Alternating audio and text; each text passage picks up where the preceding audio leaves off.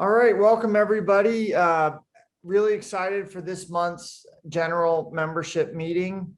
I see that we've only got about 17 people online. I expect that we'll have people trickle in over the next 4 or 5 minutes, but wanted to go ahead and be respectful of those of you who have logged in at 11:30 and launched this meeting. Welcome to the May general membership meeting of CREA. We are really excited about today's lineup and learning more about Manatee County's GIS system and how it has tools that maybe are a little bit different than what we covered last month with the Sarasota County, and do an in-depth dive about how we can all increase our general knowledge of a pretty core competency within our businesses. So with that, I always like to point to our mission statement. The reason we get together is to be a leader in our marketplace by promoting professionalism to our membership through education, communications, and business development. We are very close, hopefully, to being able to come back together in person to increase maybe a little bit better the communications and relationship portion of that. You can see our objectives below there about all the different things, but please keep those in mind as every time we get together, we always like to put that up just to make sure that we're all striving towards the same common goal. Next slide. As always, everything that you guys see today and all the things that are happening behind fall very heavily on the shoulders of those folks that you see right there. Ben, Tom, William, Melissa, Susan, Neil, Sarah Lynn, Matt, Amy, and Harvey. They're all working every day. It seems like every single day towards pushing this group towards its mission statement and accomplishing the objectives that we just looked over. And if you get a chance to see them, just say thank you, because they do a lot behind the scenes to make all these things happen.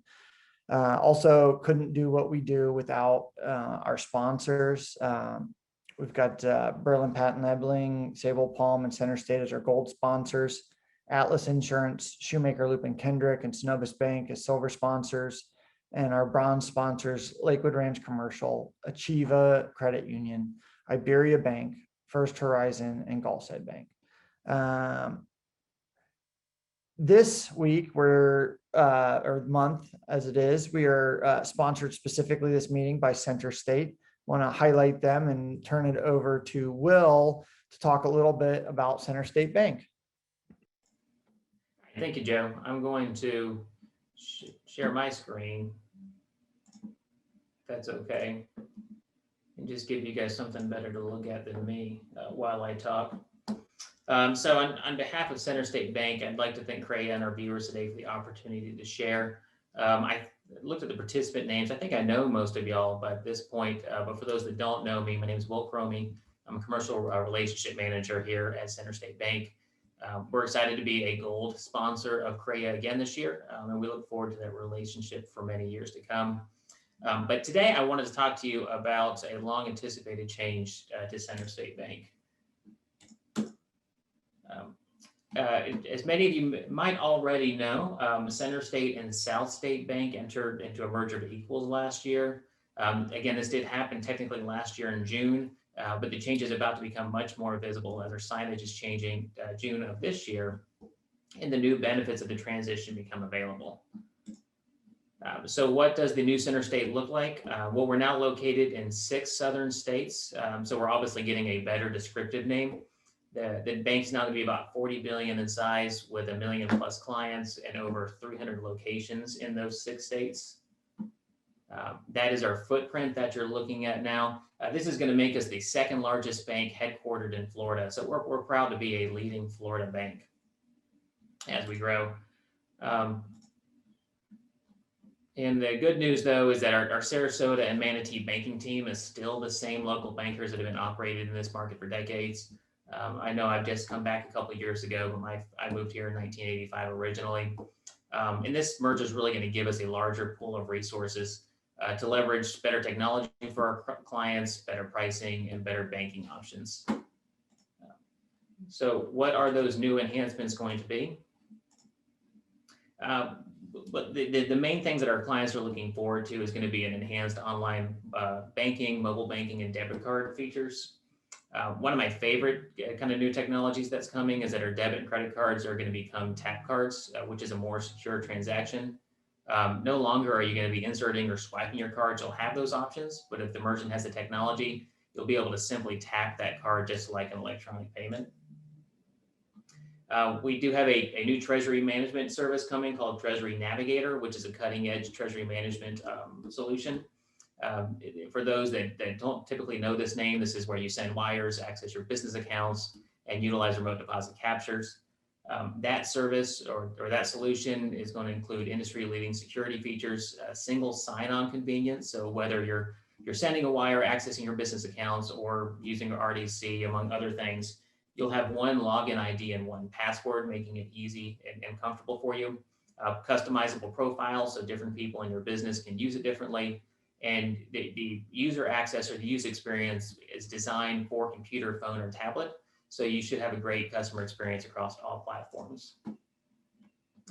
Of course, we have the same great lending products. Probably most popular right now, we have our ARC program, which provides fixed rates on commercial investment and owner-occupied loans for up to 10 years. Right now, those rates are in the mid threes. So if you or you and your clients are looking for a long-term fixed rate, go ahead and reach out to me when you've got time. Our medical, dental, and veterinary practice program allows us to lend up to 100% loan to value on real estate and equipment in those industries. And also allows us to finance up to 80% on enterprise value. So if you've got a client that's expanding into a new leased space, but there's no collateral, we can finance that through enterprise value. So reach out with those questions. Of course, we also offer SBA 504 and 7A lending, as well as equipment loans, lines of credit, consumer and residential mortgages, and private banking. So as you can see, we are a full services financial firm, and we can assist with almost any request. My contact information is on the screen now, and I'll share it in the chat box as well. Please reach out with any questions on anything I shared, if you want to talk further about any of our banking options, or just want to talk shop. I thank everybody for your time. I'll hand you back over to Joe now, and I look forward to watching our presentation from Tracy. That was a great coverage of what your bank does, and we appreciate your continued sponsorship and hope everybody has an opportunity to explore what the new South State will bring to potentially their business. Okay, want to go over real quickly some upcoming events. Want to highlight we are back and in person for our marketplace meeting. If you haven't made it by, please do so. We are, as I understand, very close to opening up full attendance back to Raisem events. Stand by for when that announcement comes forward, but there's one small metric that hadn't been met at the board's last meeting, but it sounds like it was trending towards meeting approval for us to get back together. Our next CREA member meeting will be June 15th, same time start, 11:30 through 1 o'clock.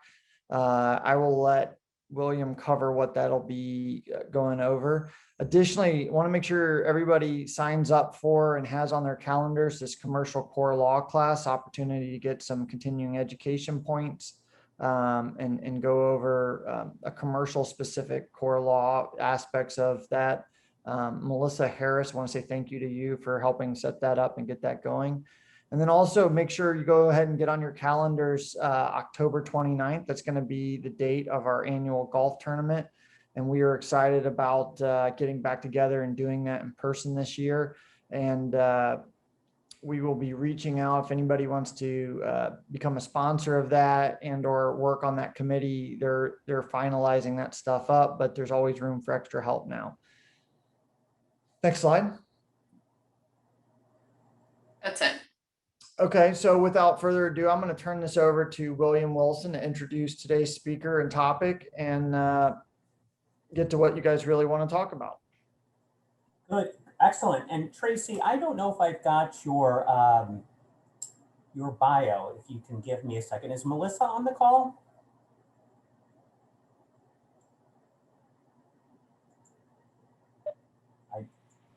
I was like, I'm here. You just okay. Do you have Tracy's bio? We want to tell everyone how awesome she is. I don't know, Tracy. Actually, I'm probably going to let you do your bio. I think the one I have is still from last year. But you know, the reason we wanted to host this again is everybody enjoyed your presentation last year so much on what is available from GIS, that we wanted to have you come back and do an updated version of that, focused on more zoning codes. So Tracy, that's Sure, no awesome. problem. Yeah, introduce us and tell us how awesome you are and all the particulars, and take it away. Sure, thank you. Thanks. I'm Tracy Trahan. I'm a planning section manager with Manatee County Building and Development Services. I've been with Manatee County for about 6 years now. And today I'm going to go over lots of great information, probably more than you ever wanted to know about the resources available through Manatee County. I've picked a couple of example projects that I'm going to go over with you. Now, I want to let you know right off the bat that we're going to use all live demonstrations. We were having some problems with our GIS mapping this morning. Our IT department's been working very feverishly to get everything up and running to make sure that we weren't going to have any problems during today's presentation. So with that being said, I'm going to go ahead and share my screen.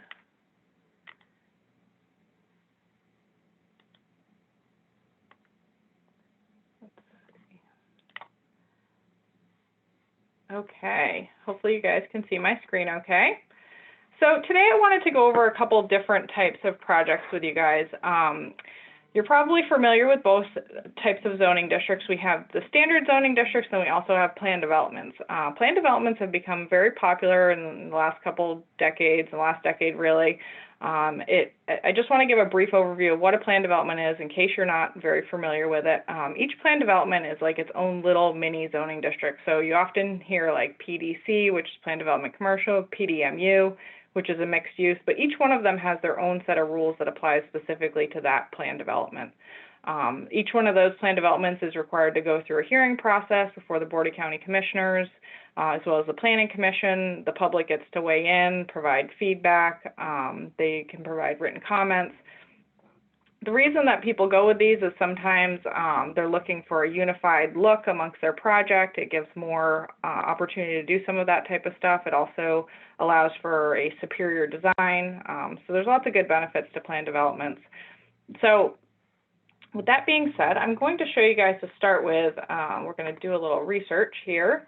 So what I'm on right now is mymanatee.org. It's a site you guys are probably familiar with. We often update it, add lots of new information, but for today we're going to look at the GIS maps.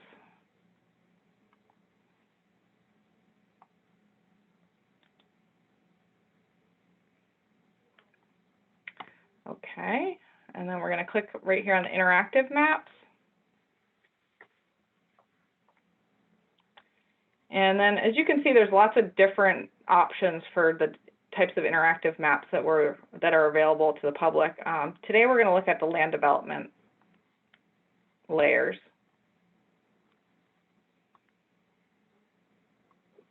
Okay, so first I'm going to show you how to look up a property. There's lots of different ways. You guys might be familiar with this. I won't spend too much time. Under the Tools tab, there gives you the option for address. You can also change it to owner, which is kind of a difficult search option, and then parcel ID. So parcel ID and address are my two favorite ways to search for a property.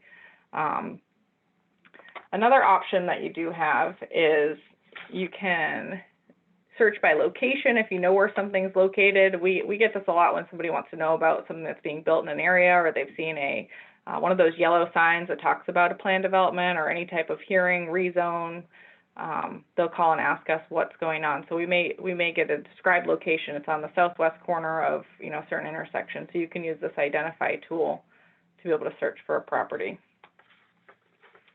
Okay, let's see.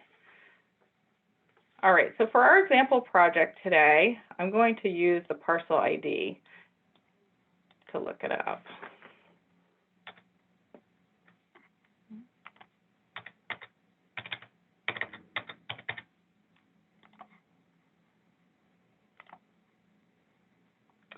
Okay, so here's the parcel that I want to show you guys today. So I'm going to go over to the data layer. The data tab, which has all the different available layers that you can turn on. So some of the ones that I typically like to turn on as we go through this is, let's see here. First, I'm going to look at the zoning to see what the zoning is, and that we can tell is that plan development mixed use. So this project is a plan development. Something else you can try turning on is this development layer, and it will tell you if we kind of zoom out here. There's lots of stuff that's highlighted. If you kind of zoom in and zoom around on different things, it may tell you the name of the project. Another one that you can turn on for some of the similar information, but for different types of projects, is this GDP layer. So that's a general development plan. So that our parcel, our example parcel today, has a general development plan. Okay, so once we turn that on, if we want to identify and get some more information about this specific plan development, we can go to this identify tool. You can either use it here, or you can go back into the tools and do this identify. Either way, you click on this little dot here, click on it, and it gives us some information over here about the case number. So this is going to give us lots of good information. So we can see that there's two different case numbers. So there's this PDR number, and then there's this PDMU. So we know this parcel is zone PDMU because we looked at the zoning just a couple of seconds ago. So it looks like at one time this was probably a plan development residential, and then perhaps they've rezoned it to plan development mixed use. The number in the middle here identifies the year in which the project was started. So we can tell that this PDMU is a more recent number than this one here. So this is something we're constantly working on. Every project that's ever been approved is not necessarily on this layer, but we're working to add new ones all the time. All new projects, I believe, are added to this as well. Okay, so something else I just want to point out here for this PDMU, this Z here means the property was rezoned, and then this G means that it was a general development plan that has been done for this project. So with this information, the next thing we're going to do is I'm going to jump around a little bit. We're going to go over to the Manatee County Clerk's website. So it's just manateeclerk.com, and I have a shortcut here, so I'm going to click on that, which is going to give us some more information about this project. So we're going to go down here. We're going to go to board records, and then we're going to go to zoning approvals. And the type of project we're looking for was that plan development mixed use. So we're going to click on that. And then we're going to just scroll down until we find the number. And it was PDMU 19-11 that we were looking for. So it's right here. Now I'm going to cheat a little bit because I already downloaded it for you guys. And I'm going to go ahead and pull it over so that you can see it, because I went through and highlighted some stuff I wanted to point out when you're looking at these.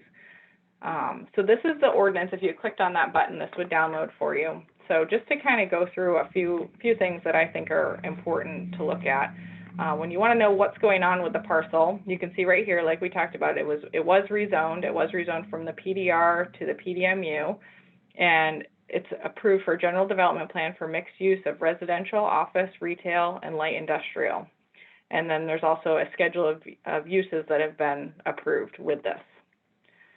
So there's lots of good information in here, probably more than you're going to ever want to know about this piece of property. But right here it talks about some of the stipulations. These are important things to keep an eye out for if you have somebody that's interested in a parcel that's maybe looking to purchase something or maybe looking to build something. Keep an eye out for stipulations that go along with that plan development. I'm just going to scroll through some of this. Something else I wanted to point out here is the date of the hearing, and there's a reason for that. I'm going to show you how to look up the agenda information. And the reason that that's important is with the agenda packet has lots more information on this project. It will have the actual general development plan. It'll have the staff report. It'll have all kinds of good information that if you can't quite find exactly what you're looking for, somebody's asking you maybe about a permitted use, or you had some specific information that you couldn't find in this ordinance, setback information, all kinds of stuff like that. We'll find it in that agenda packet. So before we go out of here, I'm just going to show you, here's that schedule of uses. So this is specific to this plan development.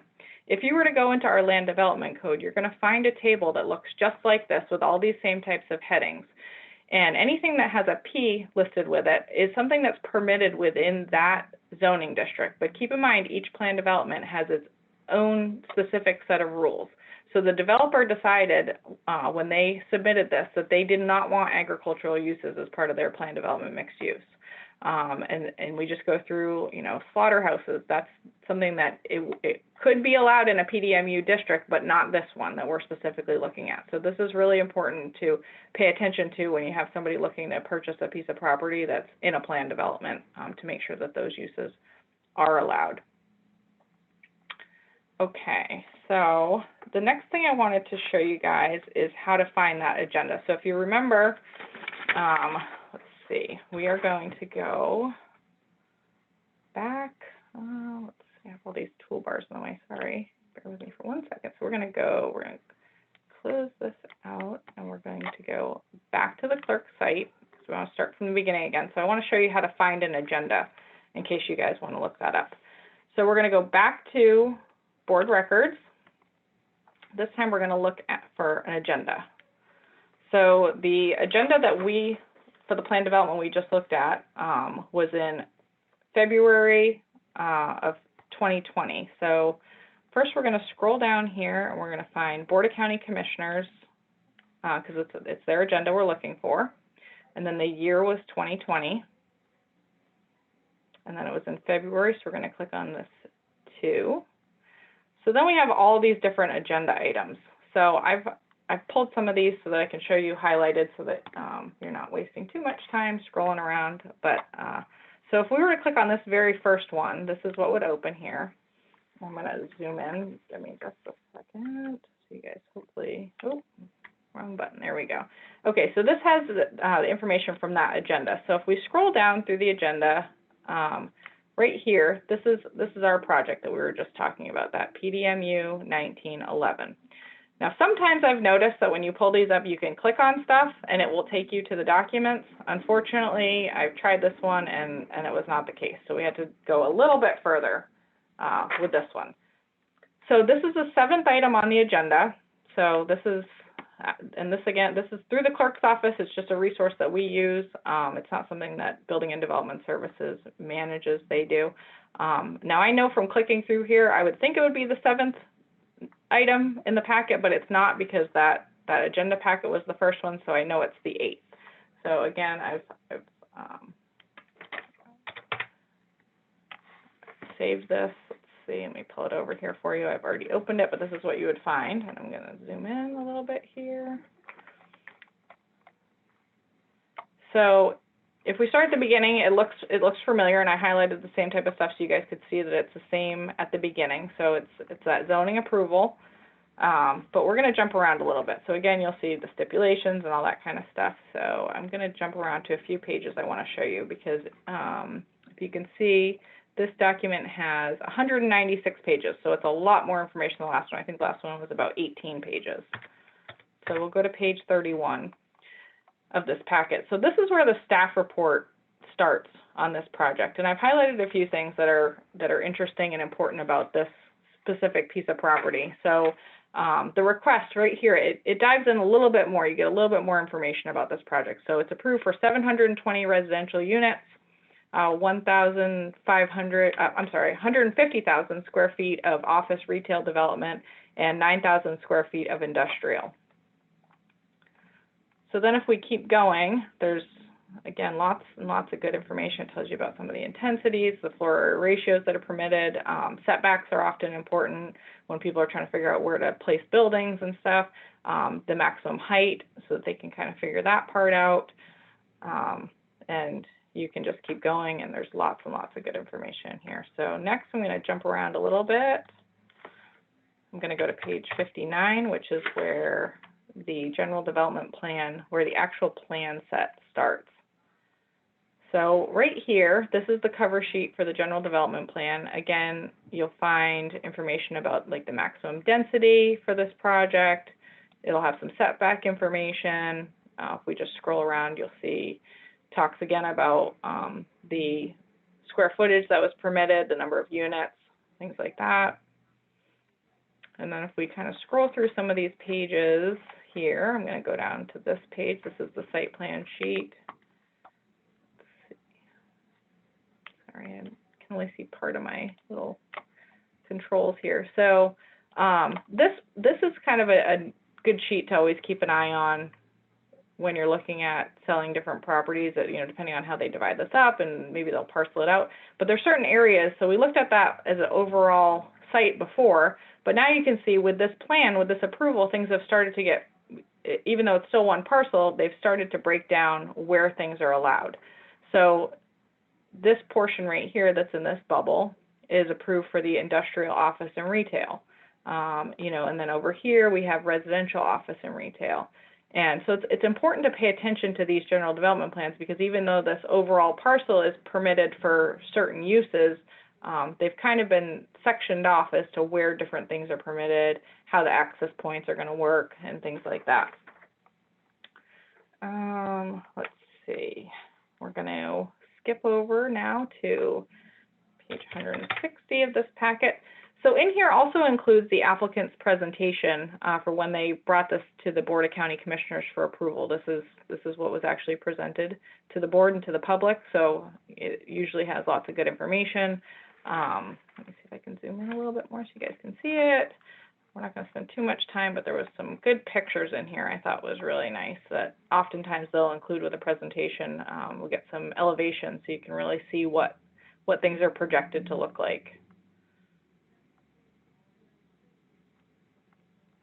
So I thought that was kind of interesting to look at. And then I'm just going to jump right over here. And then this starts with the staff's presentation. So if there's, you know, sometimes if there's concerns about the property, that stuff will be listed. Again, all this type of information we would have seen in the staff report and some of that other documents. But if you're looking for just a really quick overview, sometimes skipping around to looking at the presentations will give you some good highlight information. There's that general development plan again that we already saw.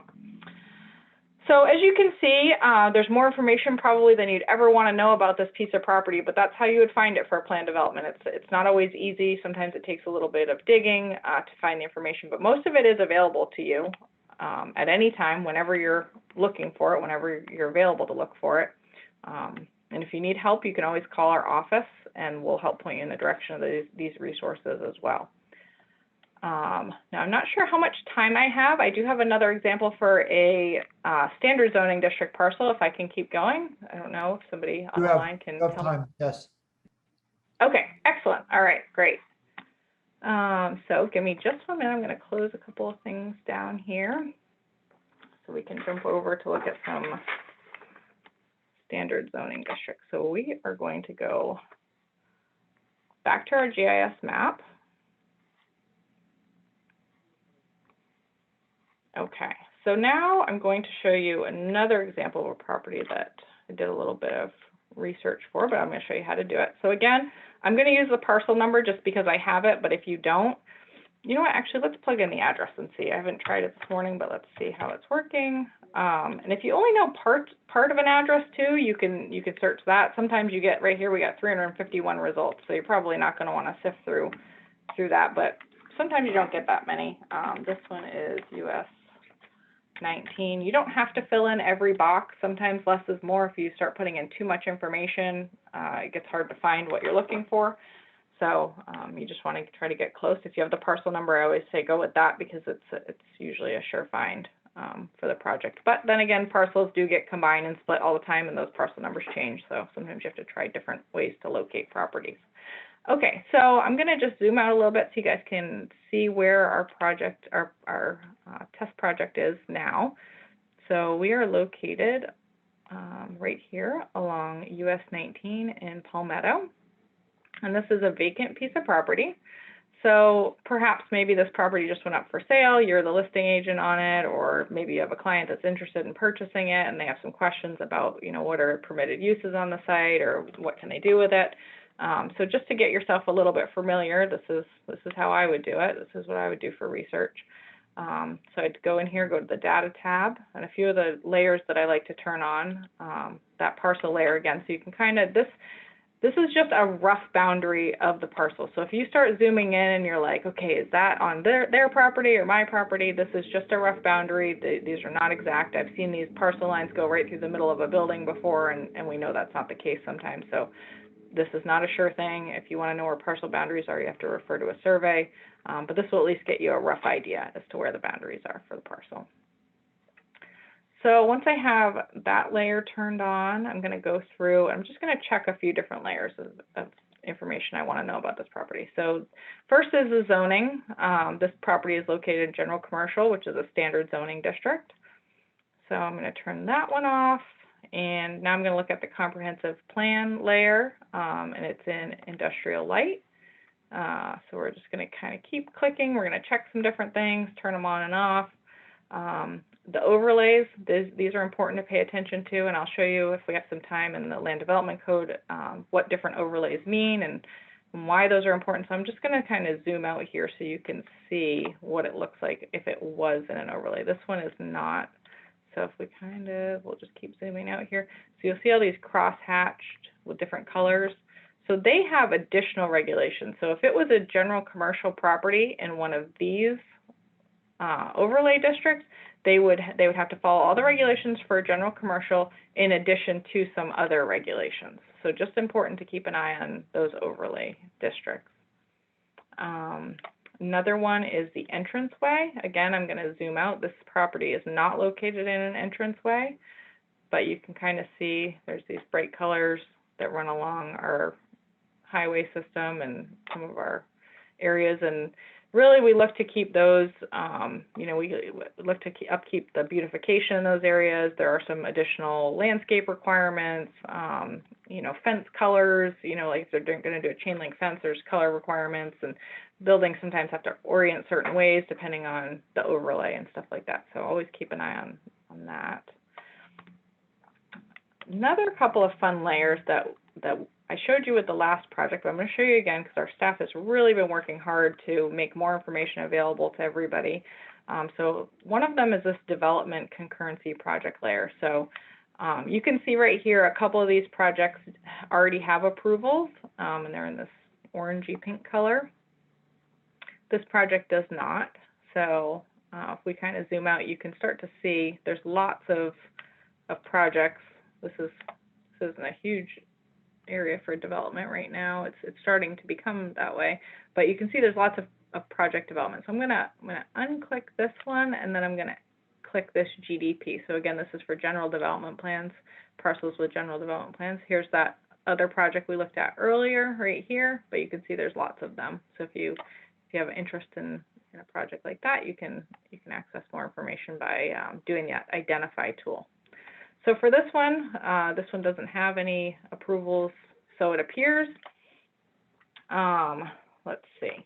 So now we're going to do a little bit of research in the land development code about this parcel to see if we can find out some more information about what would be allowed there.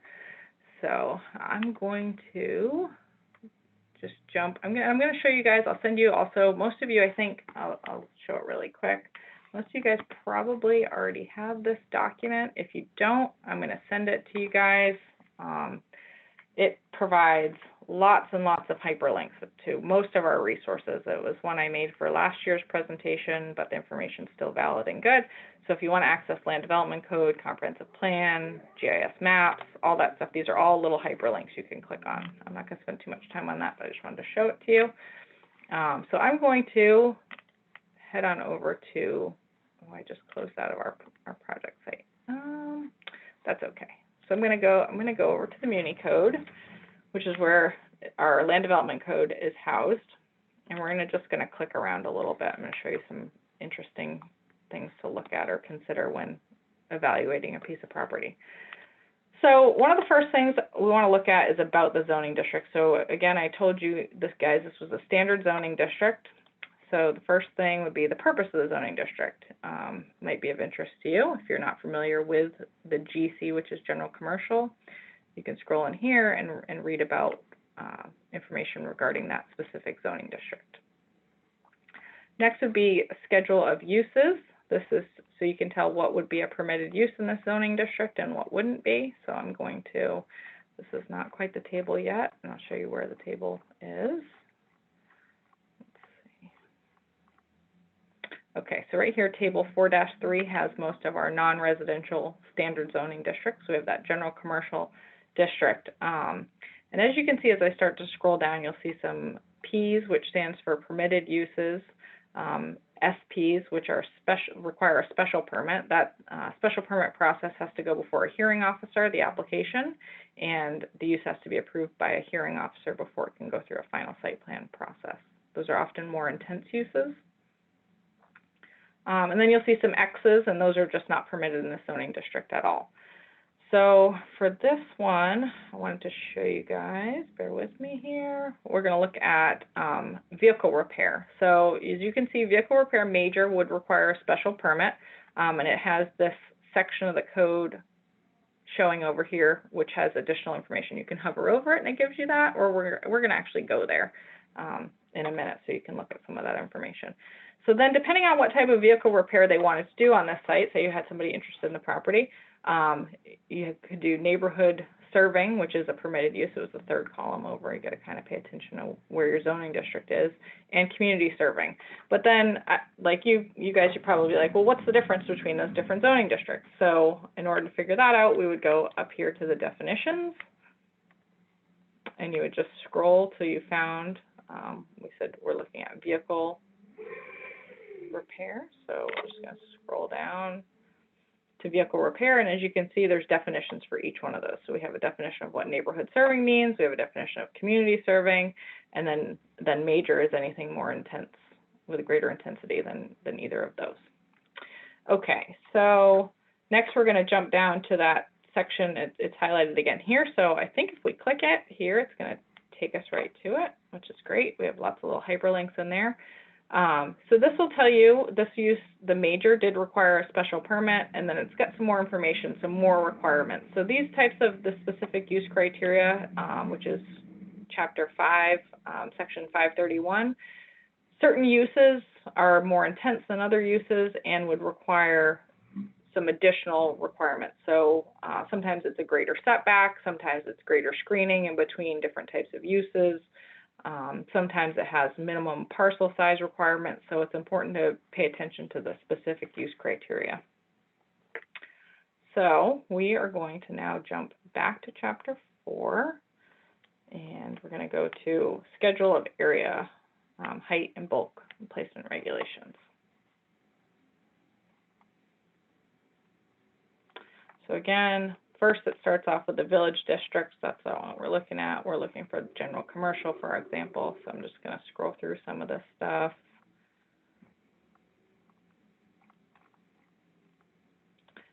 Okay, so right here is our general commercial. So I just kind of, as I'm scrolling, I like to keep my mouse cursor so I can pay attention to what specifically applies to my property. So you can see we have minimum lot sizes, minimum lot width, to make sure that the parcel is big enough to support, you know, the zoning district. Also setback information. Sometimes it's a little bit different if it's adjacent to non-residential. And then also the building height. Those are all important things to kind of keep an eye out for when looking at property. Something else I mentioned earlier about the overlay district. So this property is not located in an overlay district, but as you can see, there are quite a few different ones. So I'm just going to click on this parish commercial. Let's just pretend it was in that.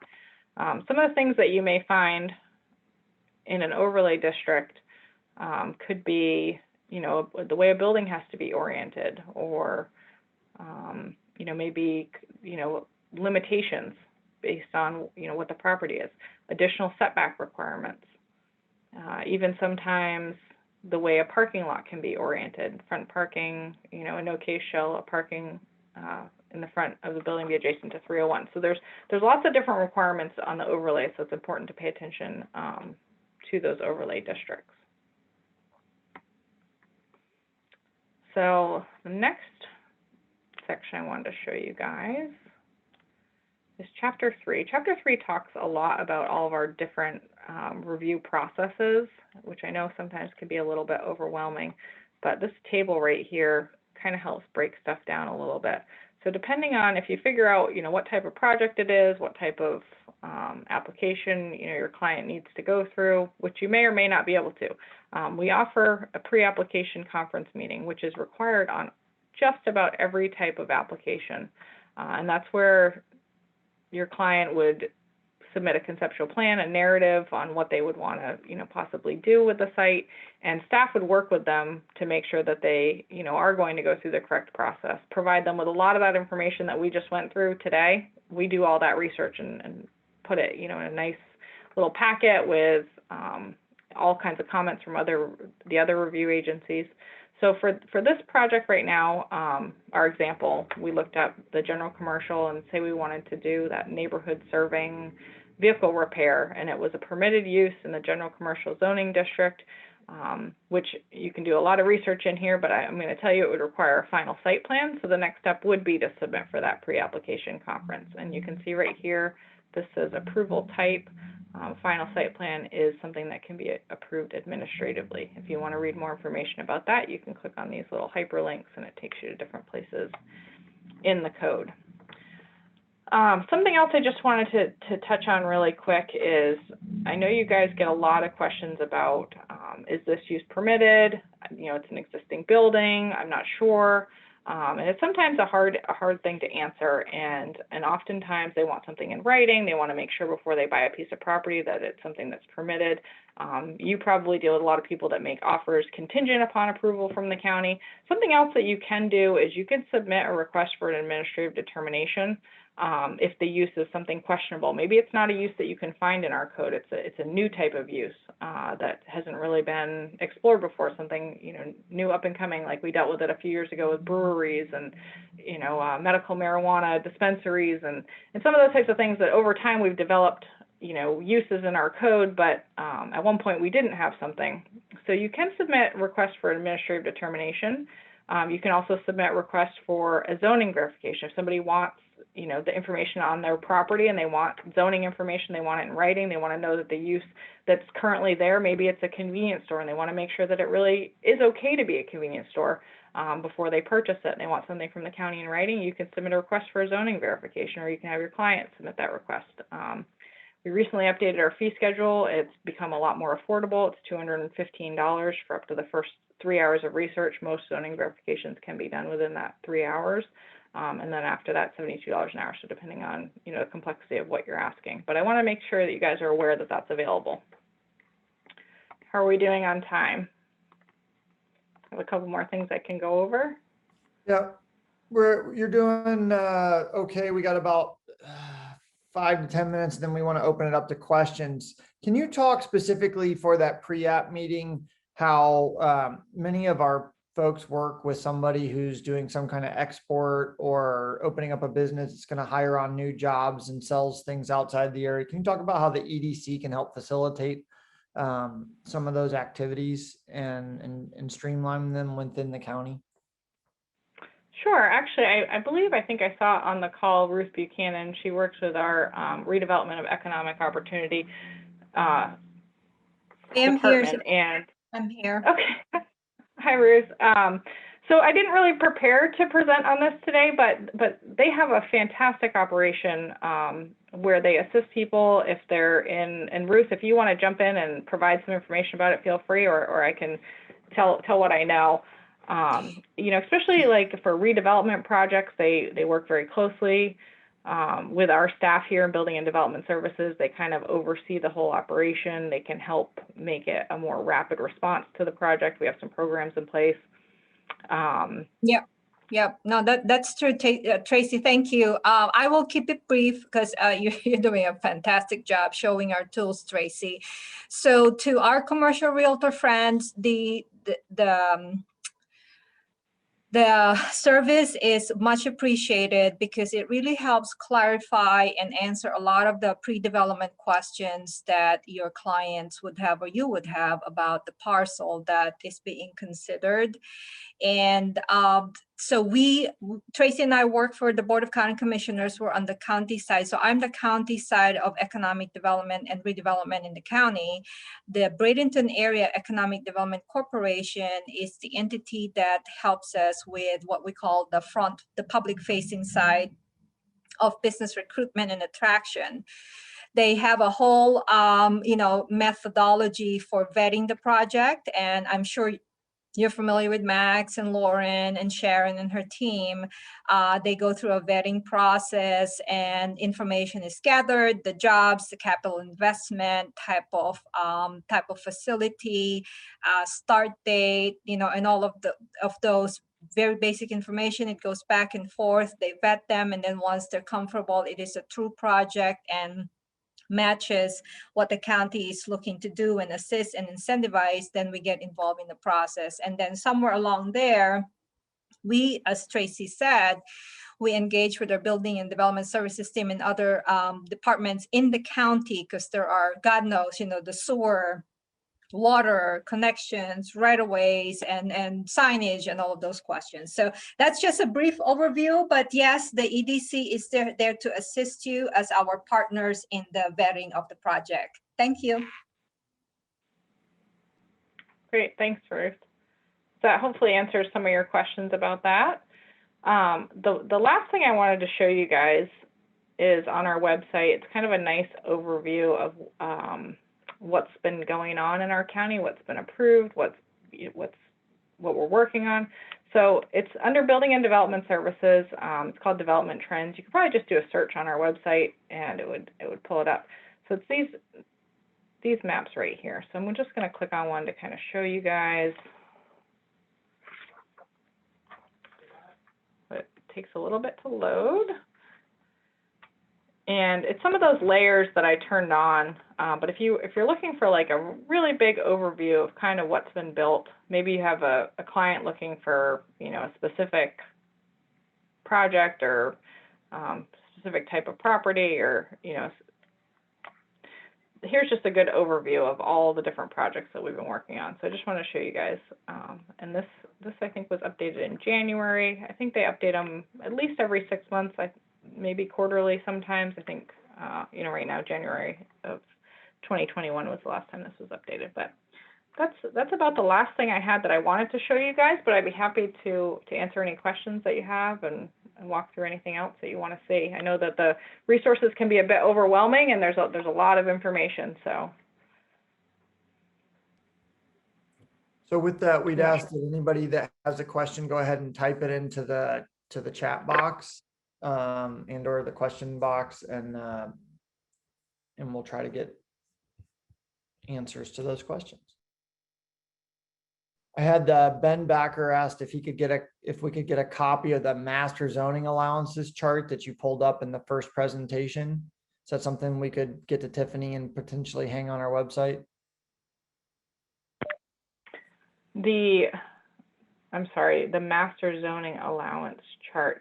So I'm thinking the first one was a plan development, and now if you remember specifically the chart that I showed you guys, if it's the one I'm thinking of, and let me see if I still have it open and I can pull it back up here. Bear with me. This chart maybe right here. So this one was specific for this plan development. So I just want to make sure that that's clear to everybody, that every plan development has its own permitted uses. So you have to look it up for that plan development. That's why, unfortunately, it's quite a few steps to get there, but every plan development has its own allowable uses. Standard zoning districts, though, you can look up using Municode, like we talked about, and that was under Chapter 4 in the Schedule of Uses. If you scroll down, you'll find your different zoning districts, and then you can look them up.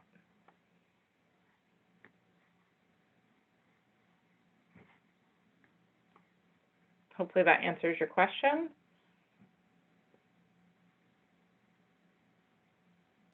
Do we have any other questions for Tracy?